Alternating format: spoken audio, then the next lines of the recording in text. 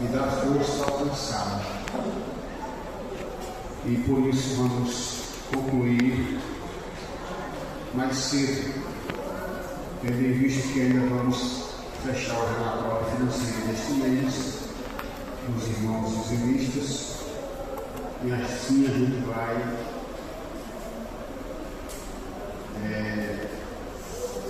terminar tanto quanto antes.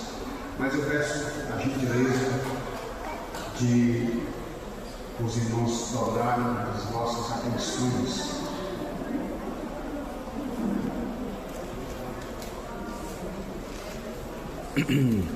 Meus irmãos, esse texto aqui que nós fizemos a leitura, ele fala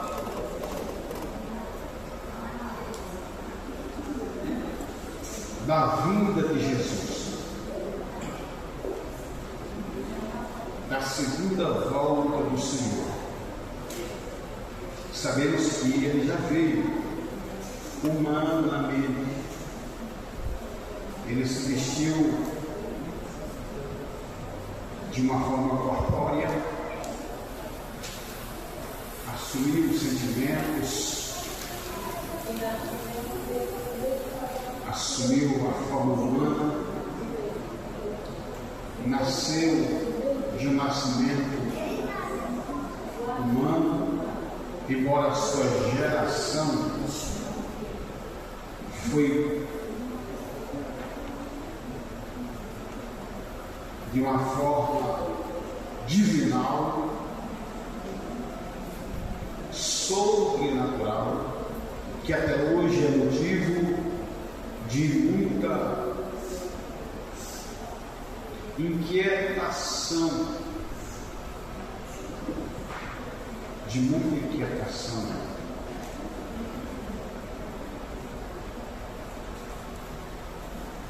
para muitos. Mas quem aguarda a vinda de Jesus é uma alegria. Quem, irmãos, está de fato aguardando a volta de Jesus se alegra na esperança, aguarda este dia, se prepara, porque a Bíblia mesmo diz, informa, que o dia e a hora ninguém sabe, nem os anjos. Mas certo é que a vinda de Jesus, quando ele vir em forma corpórea, gloriosa, já que ele uma vez veio em forma humana, a Bíblia diz, registra por meio de João, no princípio era o Verbo, e o Verbo estava com Deus, o Verbo era Deus. E a Bíblia diz que esse Verbo se formou, se fez carne e habitou entre nós. Jesus esteve nessa terra, o Filho de Deus, o Deus Filho, esteve entre nós e executou o plano da salvação e depois subiu aos céus com a promessa de vir buscar. E essa segunda vinda, que é a vinda que nós estamos aguardando, é a vinda do arrebatamento, que eu até comentei, se não estou enganado, no último domingo, será visível, ou seja, invisível aos olhos de todo mundo. Só a igreja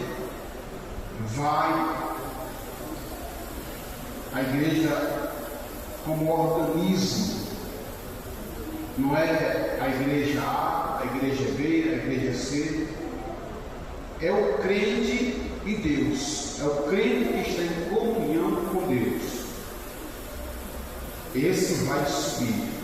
Eu sou da igreja batista, eu sou da igreja universal, eu sou da igreja, eu sou assembleiano, eu sou presbiteriano. Jesus não vem buscar placa. Agora, também não é porque Jesus não vem buscar que a gente vai entrar em qualquer placa, porque pode haver ali uma arapuca ou uma ratoeira. A gente tem que estar aonde Deus nos chamou. E essa vinda de Jesus, ela é predita, ela é anunciada. Jesus voltará. Os profetas falavam, os homens de Deus profetizaram. Jesus falou: importa que eu vá, porque se eu não for, o Espírito Santo não virá. Ele mesmo disse: não se turbe o vosso coração, crede em Deus, crede também em mim. Na casa de meu Pai há muitas moradas. Se não fosse assim, eu não vou teria dito, pois vou preparar-vos lugar. Então Jesus voltará. Como 2 mais 2 são 4. Como o ar que nós respiramos. Com esta certeza ele virá. Mas talvez você olhe para o pastor, para o pregador e diga: não acredito no que ele diz. Talvez você incredulamente diga: eu não creio na Bíblia. Mas ninguém pode refutar os sinais que estão em evidência nos dias de hoje. A princípio, para ele ilustrar esse negócio, ele diz: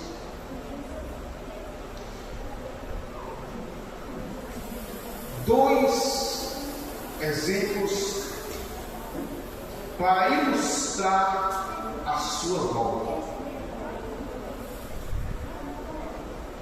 E o primeiro exemplo é o exemplo de Noé. Alguém talvez tivesse perguntado: dá-nos um sinal de como vai ser a vinda do Filho do Homem. E Jesus pega 2 modelos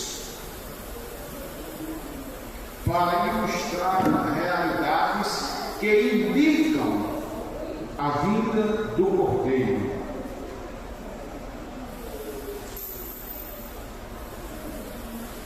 E aí ele pega 2 homens,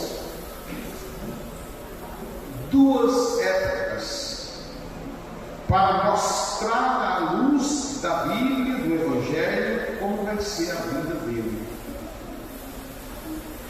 Pois, a princípio, ele fala como foi nos dias de Noé. Como foi nos dias de Noé? Aí nós vamos para a Bíblia. Quando você lê o capítulo 6 de Gênesis, nós vemos o Deus decepcionado com o gênero humano. O homem que ele criou para adorá-lo, para servi-lo, para agradecê-lo, para dar a ele o louvor, a majestade e a dignidade. Esses homens eram maus, viviam numa época de violência, viviam numa época de costas dadas para os homens, para Deus. Viviam em uma época difícil, muito difícil. E esses homens eram homens que esqueceram de Deus. A Bíblia anota que os homens dessa época comiam, bebiam, casavam e davam-se em casamento, até o dia em que Noé entrou na arca e veio o dilúvio e consumiu a todos. Não vamos entender isso aqui como uma proibição a casamento. Não, não é isso. Não é isso. Casamento aqui não está relacionado ao casamento, porque é um mandamento. Mas está se referindo àqueles que vivem em uma desordem, desregrada, forma de vida que não glorifica a Deus. E aí ele vai dizer: comiam, bebiam, ou seja, o que isso significa? Significa dizer que havia uma displicência, uma vaga expectação, havia um relaxamento da vida de Jesus. Porque quem vive comendo, bebendo, se divertindo, a granel, não está vigiando, esperando a volta de Jesus. Pastor, é proibido não comer, alimentar-se? Não é isso que a Bíblia está falando. Está se falando aqui numa linguagem de comer e beber.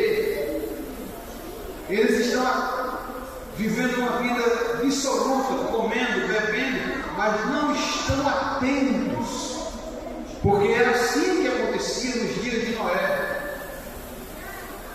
O primeiro pregoeiro da justiça, chamado Noé, estava dizendo: olha, virá um juízo sobre a terra, Deus vai enviar chuva, é melhor vocês se prepararem. E Noé pregando, e Noé pregando, e Noé pregando. Mas os homens daquela época, bebendo, comendo, vivendo uma filosofia que anos mais tarde vai ser muito difundida pelos os filósofos estoicos, onde eles diziam: comamos e bebamos, porque amanhã morreremos. Era já algo advertido pelo próprio Noé no seu tempo. Viviam dissolutamente.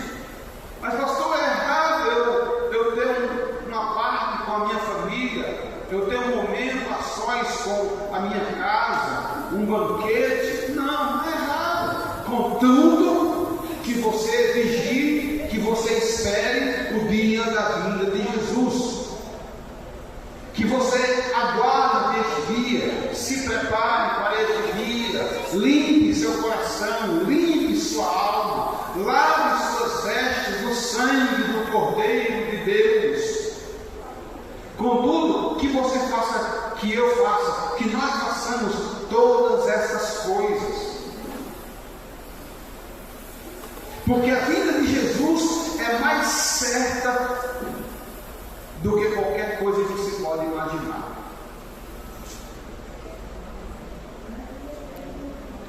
A vida de Jesus está claríssima. E o dilúvio era um sinal.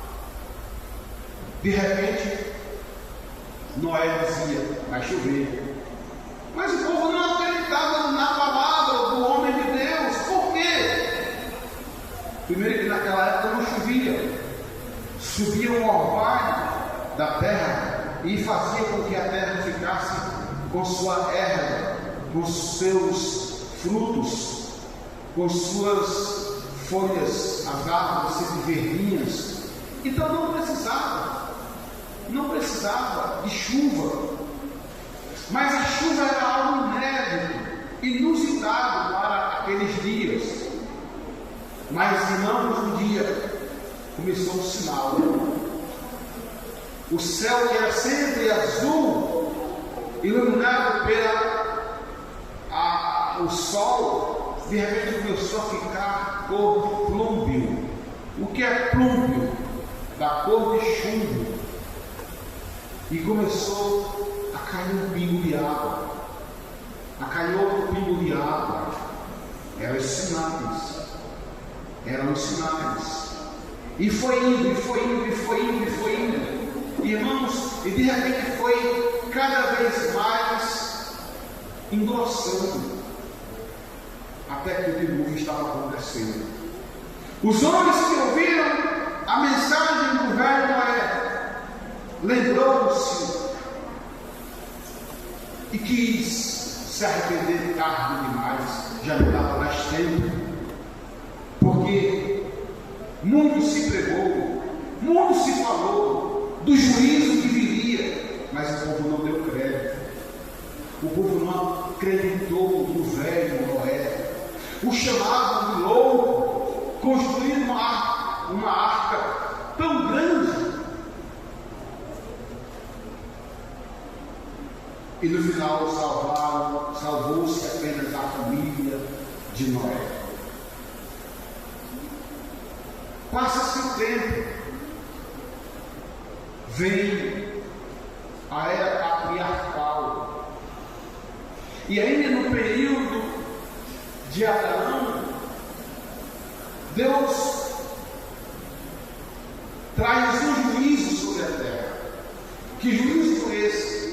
Aí o texto diz: assim como foi, também, como foi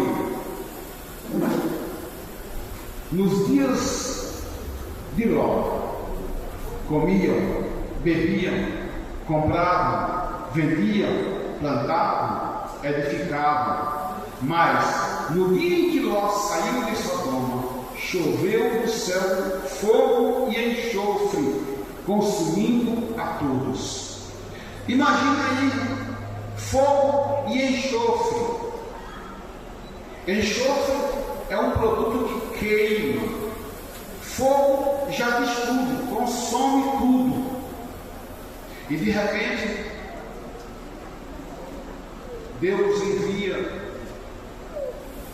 aqueles seres e aquele povo que vivia numa prática imunda, vivia numa prática que não era agradável a Deus.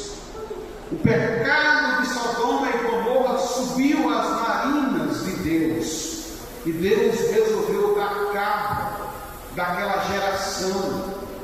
Jesus está dizendo isso. Olha, eu estou falando isso para lembrar a vocês que assim como foi nos dias de Ló, vai ser também nos dias da vida do Filho do Homem. E um dia, conversando com o saudoso Valdemar Sintra, ele disse uma coisa interessante: os dias de hoje já superaram os dias de Noé e os dias de Ló. E é uma verdade. Os dias de Ló eram dias em que o homossexualismo, o lesbianismo permeava a terra naquela época, naqueles tempos. E eu quero dar aqui dados que são alarmantes. Nas escolas,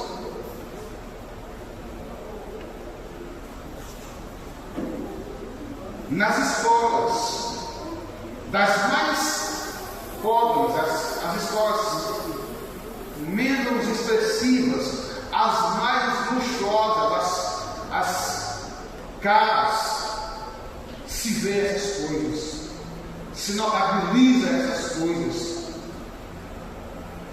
O lesbianismo, meninas ainda adolescentes com tendência e já vivendo práticas homossexuais, e leis que vêm lá do Senado e vêm lá da Câmara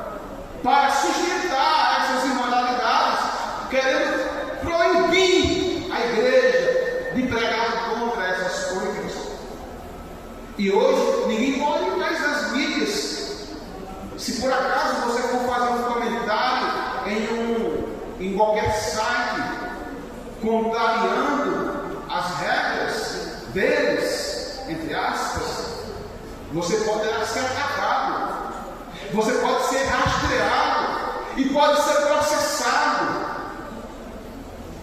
E isso é um descaso, mas isso não é coisa para nos meter medo, irmãos. Se tivermos de irmos para a cadeia, porque pregamos que lesbianismo, que homossexualismo é pecado, que vamos para a cadeia. Eu não estou nem aí se me colocar na cadeia, porque eu estou dizendo que lesbianismo é pecado e que também a prática do homossexualismo é pecado. Não estou nem aí. Nós temos que pregar a palavra de Deus.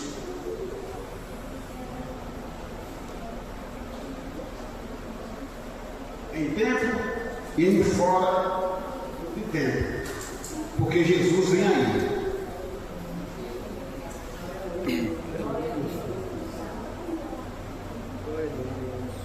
Comiam, bebiam e davam-se em casamento. Comiam, bebiam e davam-se em casamento. Até que Jesus veio trazer essa mensagem. Uma mensagem de Diácono Rubem que não era muito agradável. Uma mensagem que não era muito apreciada. Uma mensagem que não agradava aos ouvidos de quem lhes ouvia. Não. Era uma mensagem que até doía no coração de muita gente, porque aquilo machucava eles mesmos. E deixe-me dizer algo mais sério, irmãos. Até dentro da própria igreja, essas mazelas estão se manifestando. Não estou falando aqui de nossa igreja, mas nas igrejas por aí afora, a gente tem que contemplar essas coisas.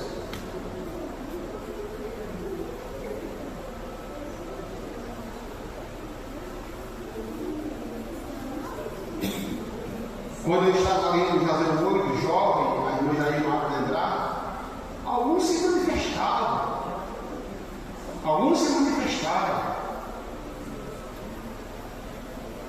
Sobre essa prática. Se manifestaram. E foi um escândalo.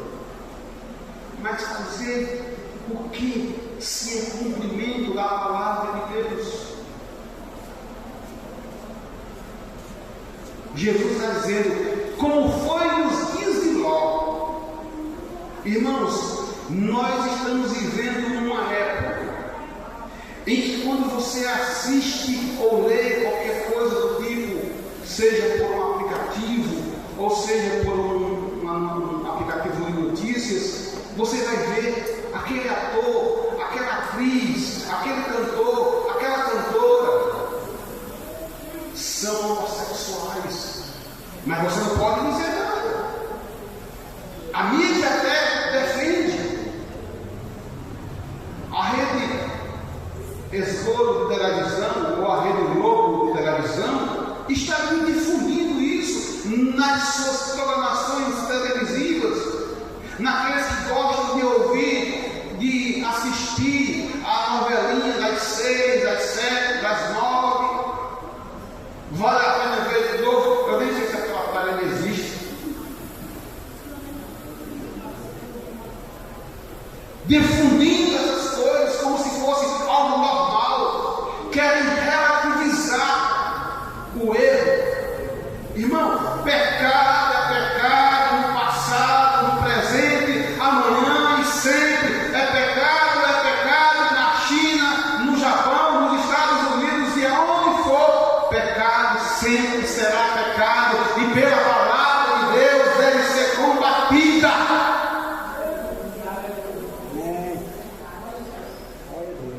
Como é que você encontra com uma pessoa que vive na prática do pecado e não tem coragem de dizer: Jesus te salva, Jesus te liberta deste pecado?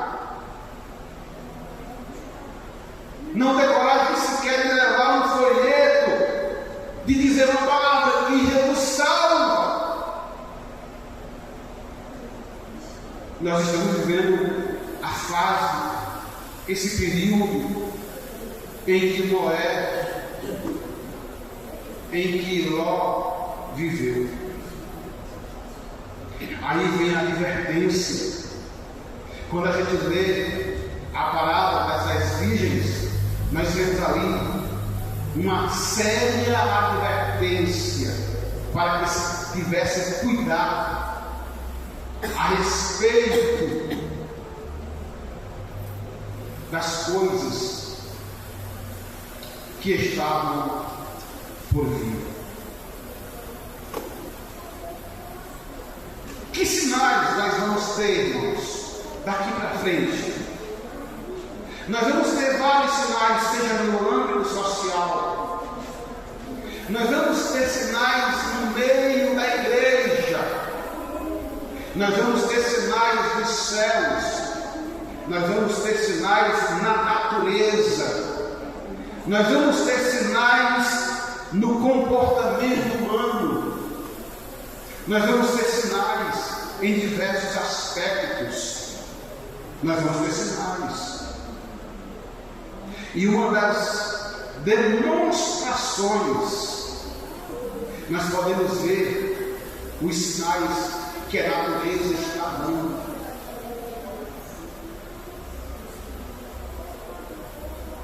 A natureza está refletindo as mensagens de outrora.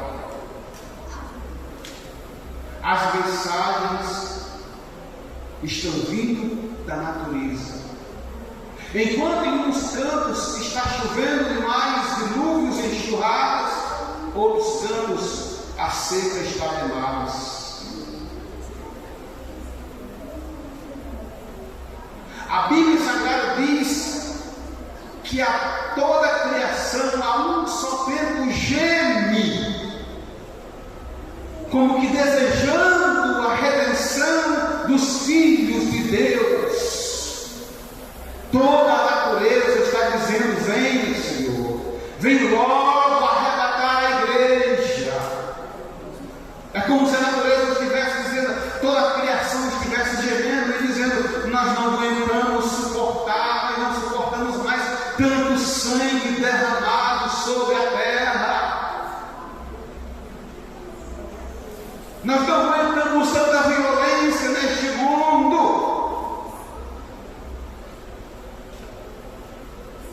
O mundo está clamando, a terra está clamando, a natureza animada e inanimada está clamando: vem Jesus, vem Jesus.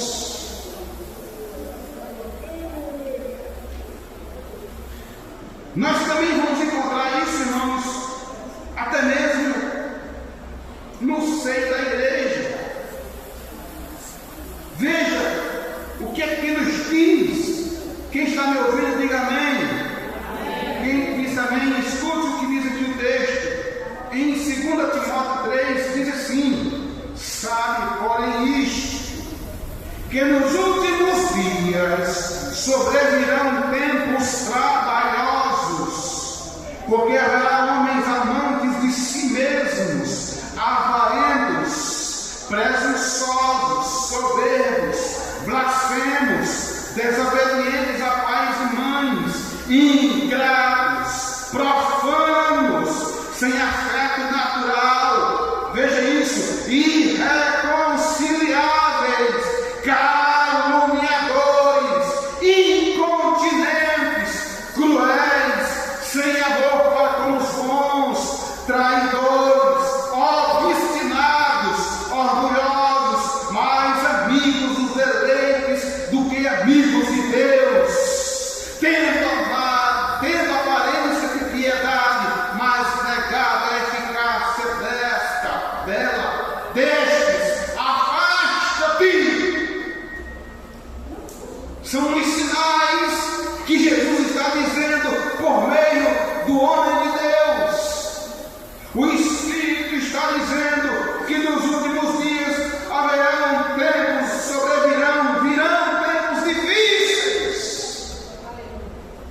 Jesus já falava no sermão profético de Mateus 24: por se multiplicar a iniquidade, o amor de muitos esfriará. Mas não é porque a Bíblia está dizendo que o amor vai esfriar que eu vou permitir que o meu amor vai esfriar. Não é porque a Bíblia está falando de um esfriamento que eu vou permitir que ele chegue na minha vida. Mas veja, irmãos, a reação que o apóstolo aqui traz. Mas aqui, quando a gente observa: tu, porém, tens seguido a minha doutrina, modo de viver, intenção, fé, longanimidade, paciência, amor, perseguições e aflições, tais quais me aconteceram em Antioquia, em Icônia e em Listra. Quantas perseguições sofri, e o Senhor de todas me livrou. É mista que todas essas coisas aconteçam para que se manifeste o Filho de Deus. Irmãos, nós estamos vivendo épocas perigosas em que as potências estão cada vez mais se arriscando. As potências nucleares. Países com algivas nucleares como Coreia do Norte, como o próprio Israel, como os Estados Unidos, como a ex-antiga União das Repúblicas Socialistas Soviéticas, os russos, a Rússia, todos esses países e outros mais têm poder bélico para destruir o mundo em horas. Vendo um rápido e breve exposição do efeito catastrófico da explosão das bombas em Hiroshima e Nagasaki. A primeira bomba foi explodida, foi lançada em Hiroshima, e 70 mil pessoas foram mortas num só instante. E logo depois aquela radiação foi tomando conta, e no raio de alguns quilômetros, mais de 70 mil pessoas foram mortas. A mesma coisa aconteceu 4 dias depois em Nagasaki. Outra bomba foi jogada e 40 mil pessoas japonesas morreram instantaneamente, e outras tantas mil logo em seguida. Agora imagina se Israel de um lado, se os Estados Unidos de outro, se a China, ainda tem a China também. Esses países todos, eles não falam o mesmo idioma, irmãos. E tudo isso são sinais da vida de Jesus. Jesus está voltando. Os homens precisam voltar-se para Deus com amor, com tremor e com temor.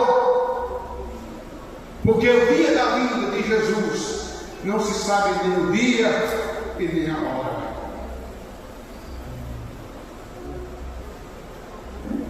Mas Jesus está dizendo que Ele vai voltar. Ele está dizendo que Ele vai voltar.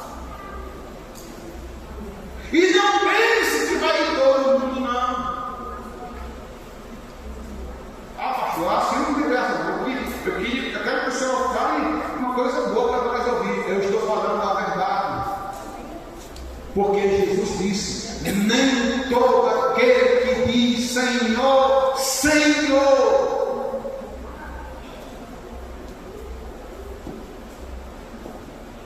nem todo aquele que diz Senhor, Senhor, mas Senhor em teu nome, em teu nome. Jesus disse: eu não vos conheço, apartai-vos de mim, vós que praticais a iniquidade humildade. Quando nós encontramos, chegamos no livro de Atos, capítulo 1, versículos 7 e 8, nós vamos encontrar algo interessante também. Nós vamos encontrar Jesus Cristo subindo aos céus, e de repente duas nuvens o encobrem, e de repente, irmãos,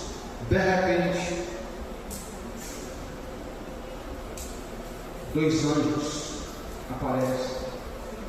Este mesmo Jesus que vocês estão vendo subir, do mesmo modo, ele também voltará. Jesus voltará. Os sinais estão aí. Jesus voltará. Jesus voltará. Jesus voltará. É profecia bíblica que quando o rio Tigre secasse, seria um sinal cabal da vinda de Jesus. Eu só te digo uma coisa: vá pesquisar o que é que está acontecendo com o rio Tigres, o que já aconteceu com ele. A profecia está se cumprindo. Jesus está voltando. Jesus está voltando. Jesus está voltando. Estou nem aí, está nem aí? Continue com essa cantiga, estou nem aí. Porque Jesus está voltando. Jesus está voltando. Quando você abre a Bíblia, sabe, eu já vou concluir. Em o livro de Apocalipse 22, versículo 12, está escrito: eis que presto venho. Ou em outra versão: eis que cedo venho. Venho sem demora. E o meu galardão está comigo. Repita comigo: eis que cedo venho. Quem foi que disse essa palavra?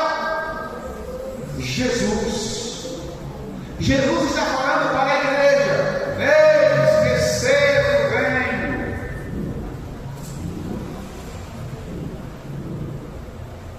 No versículo 17, no capítulo 22, versículo 12, ele diz: eis que cedo venho.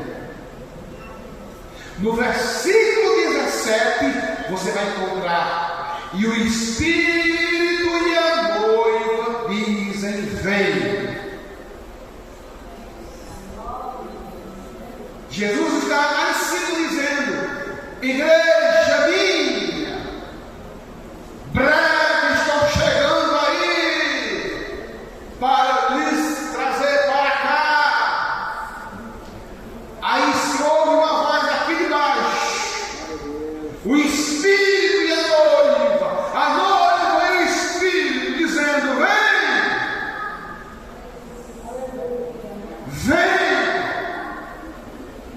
vem. Irmãos, somente quem está preparado pode dizer: vem. E quem tem essa esperança diz: vem. Quem tem essa certeza diz: vem.